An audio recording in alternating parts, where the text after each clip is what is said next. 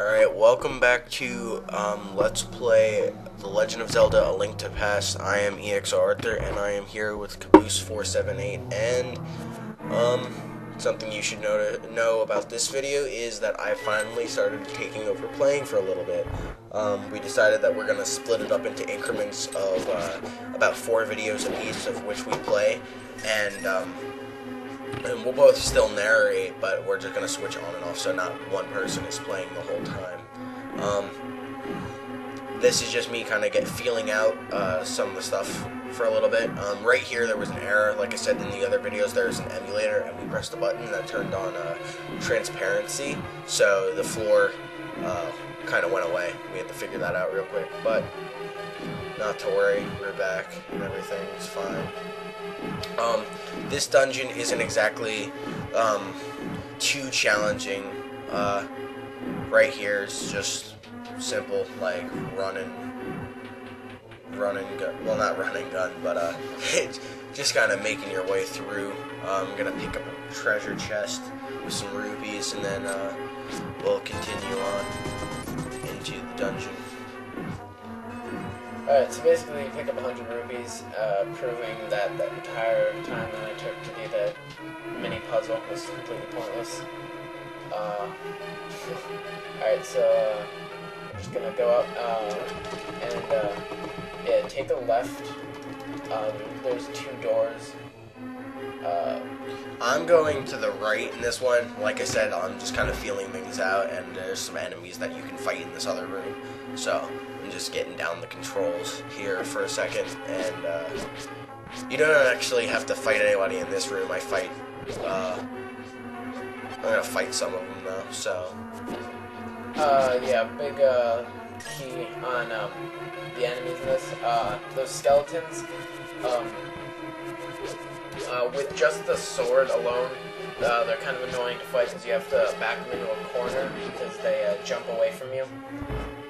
Once we get a new item in this dungeon, which we'll probably end up getting in the next video.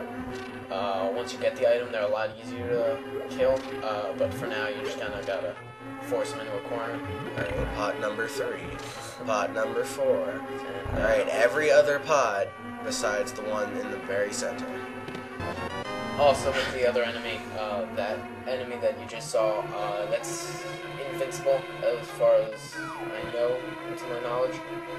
I've tried using a lot of items on it, besides bombs, so I'm not really sure. Hidden under there are just like 4 pots, I think. They're nothing special. I think they just give you like a heart and a few rupees, so we're just gonna ignore them.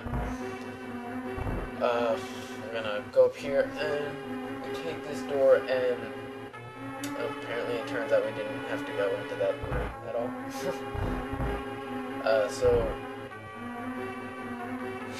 Yeah, just double checking. I was like, are you joking me? But alright, so we got the map. We're gonna go get the compass, and we'll progress a little bit farther into the story. But anyway, another hint. The floors, if you see a black line under one of the floors, it's most likely just a switch. So I'll look for those if there's locked doors. But sometimes there'll be multiple switches and only one of them will work. So right here, you just gotta wait for the enemies to spawn.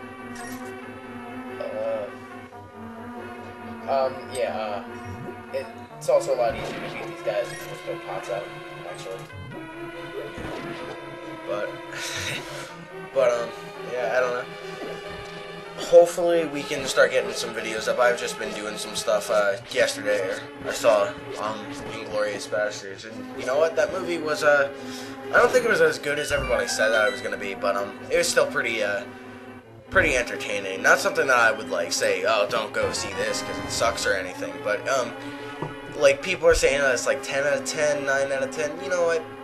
I give it like a 7.5 or 8 out of 10. But then again, maybe I shouldn't be a movie critic. But either way, it's pretty interesting. There's not as much Brad Pitt in that movie as you would think that there would be. I haven't seen it yet, but everyone that I've heard just says that he's pretty funny in it. Oh yeah, he's pretty. It's like there's a lot of they're not a lot, but there's definitely comedic relief and all that. Oh. Yeah, I don't even yeah, we're talking about like Brad Pitt and Inglourious Basterds. Like I said, it's decent movie. Not as much as Brad Pitt in it as you would think. So if you're going for that to see that movie just for Brad Pitt, you might be a little disappointed. But I thought like even without Brad Pitt, it was still a decent movie. It was like 2.5 hours long, and like I had no idea that it was 2.5 hours long. I walked into the movie thinking, all right, well this should be pretty cool because I went and saw it at like 7, and I was like, all right, I should be back by like 8:30, and I don't know, like relax or download something or just basically chill. But no, it's 2.5 hours long. So I mean, I walked in there at like 7 o'clock, and I got out at like 9:30. By the time I got home, it was almost 10. I was completely surprised. I should have checked beforehand, but yeah, pretty. It like personally at the end, it really like picks up, and it was really interesting, but. Oh. Definitely not the movie of the summer, I'd say. No, I would give that to District 9. I really like District 9 too, but I don't know. Personally, my favorite movie over the whole summer was The Hangover. I don't even care if that's a comedy movie or not. That movie was hilarious, and the fact that it had like no big names in it just made it that much more enjoyable. What's his name from The Office? Well, he's not really that big of a name. Cause it's like no, I'm just saying like that was the biggest name. Yeah, because like when you walk into a movie, like seeing a big name, like you expect a certain type of comedy to go with it, or you just like compare it to their other movies. But that's the great thing about like no-name actors is that like you walk in and you get impressed and you're satisfied. And, I don't know, if it was up to me, that would definitely be my movie of the summer. It was just an awesome movie. I suggest anybody who hasn't seen it, you go get it on DVD when it comes out in like October, because I think that's when it's coming out. I know I'm definitely gonna get it.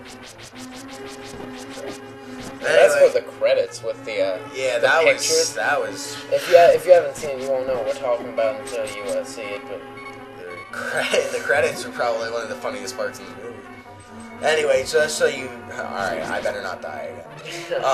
Yeah, there we go. Alright, so basically the whole point of this is we're going to get the big key, I believe, out of this room.